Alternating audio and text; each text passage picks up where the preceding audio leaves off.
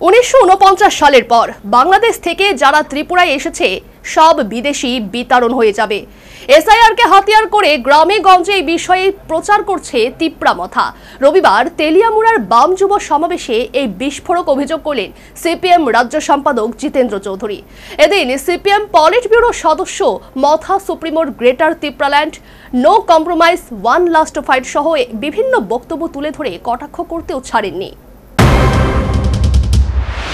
সাংগঠনিক রণকৌশলের অঙ্গ হিসেবে রবিবার বাম যুব নেতা তপন চক্রবর্তীর শহীদান দিবস উপলক্ষে তেলিয়ামুড়ায় সমাবেশ অনুষ্ঠিত হয়। সমাবেশের আগে তেলিয়ামুড়া শহরে বাম যুব দলের মিছিলের মাধ্যমে তাদের সাংগঠনিক শক্তির মহড়া দেয়। বাম যুবদের এদিনকার সমাবেশে বিরোধী দলনেতা তথা সিপিএম রাজ্য সম্পাদক জিতেন্দ্র চৌধুরী, প্রাক্তন মুখ্যমন্ত্রী মানিক সরকার, বাম যুব নেতৃত্ব পলাশ ভৌমিক, নবারুণ দেব, কুমুদ দেববর্মা সহ অন্যান্যরা উপস্থিত ছিলেন। সমাবেশে সিপিআইএম পলিট ব্যুরো সদস্য তথা রাজ্য সম্পাদক জিতেন্দ্র চৌধুরী অভিযোগ করেন, ত্রিপুরা রাজ্যে দুঃশাসন চলছে। দিকে দিকে সরকারি অর্থের লুট বাণিজ্য থেকে শুরু করে সংবিধানকে পদদলিত করে সাধারণ মানুষের অধিকারকে নিরন্তরভাবে রাজ্যে লুণ্ঠন করা হচ্ছে। ত্রিপুরা রাজ্যে বর্তমানে যেই অবস্থা চলছে সেই অবস্থার জন্য ক্ষতিগ্রস্ত শুধুমাত্র বামপন্থীরা নয়, সেই অবস্থার জন্য ক্ষতিগ্রস্ত শুধুমাত্র ডিওয়াইএফআই কিংবা যারা টিওয়াইএফ করে তারা নয়। আক্ষরিক অর্থে গোটা রাজ্যবাসীর জীবনমানের উপরে আঘাত তৈরি হচ্ছে। এই জায়গায় দাঁড়িয়ে প্রতিরোধ গড়ে তুলতে হবে, প্রতিবাদে মুখরিত হয়ে সকলকেই এগিয়ে আসতে হবে। সেই সাথে বিরোধী দলনেতা মথা সুপ্রিমোর greater Tripuraland, no compromise, one last fight সহ বিভিন্ন বক্তব্য তুলে ধরে কটাক্ষ করতেও ছাড়েননি।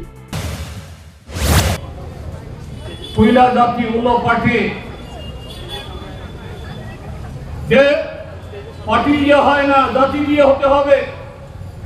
আবার দুদিন বাদে সুমন পাল্টালো কেন ত্রিপুরা মথা দল, শুধু ত্রিপুরাল্যান্ড না, গ্রেটার ত্রিপুরাল্যান্ড। কিন্তু মরিচিকা একটার পর একটা 6 মাস অন্তর সুমন পাল্টাতে থাকলেন। একবার বললেন নো কম্প্রোমাইজ, আরেকবার বললেন ওয়ান লাস্ট ফাইট, সর্বশেষ গেলেন একটা চুক্তি হলো, বললেন 6 মাসের মধ্যে গ্রেটার ত্রিপুরাল্যান্ডের সমস্ত শর্ত পূরণ হবে। 1.5 বছর পার পেরিয়ে গেছে। এই গ্রেটার ত্রিপুরাল্যান্ড বা চুক্তি কেন্দ্রীয় সরকার পাত্তাই দিচ্ছে না। একই সাথে তিনি এদিন তেলিয়ামুড়ায় বাম যুব সমাবেশে দাঁড়িয়ে বিস্ফোরক অভিযোগ করে বলেন, 1949 সালের পর বাংলাদেশ থেকে যারা ত্রিপুরায় এসেছে সব বিদেশি বিতাড়ন হয়ে যাবে। এসআইআরকে হাতিয়ার, গ্রামে গঞ্জে এই বিষয়ে প্রচার করছে তিপ্রামথা। এসআইআর ওই বিহারে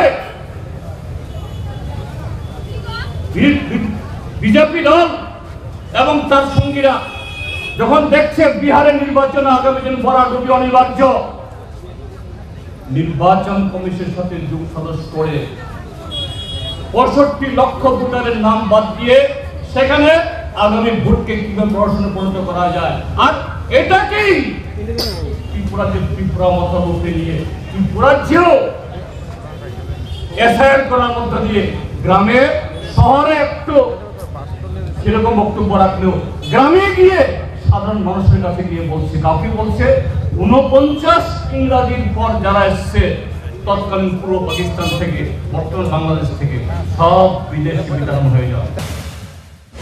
বাম যুবদের এদিনকার সমাবেশে অন্যান্যদের মধ্যে প্রাক্তন মুখ্যমন্ত্রী মানিক সরকারও বক্তব্য রাখেন। তিনি বিজেপি পরিচালিত কেন্দ্র ও রাজ্য সরকারের বিভিন্ন সিদ্ধান্তের সমালোচনা করে বক্তব্য রাখেন। একই সাথে বাম নেতাকর্মীর সমর্থকদের লড়াইয়ের ময়দানে ঝাঁপিয়ে পড়ার আহ্বান জানান। Bureau report, news vanguard.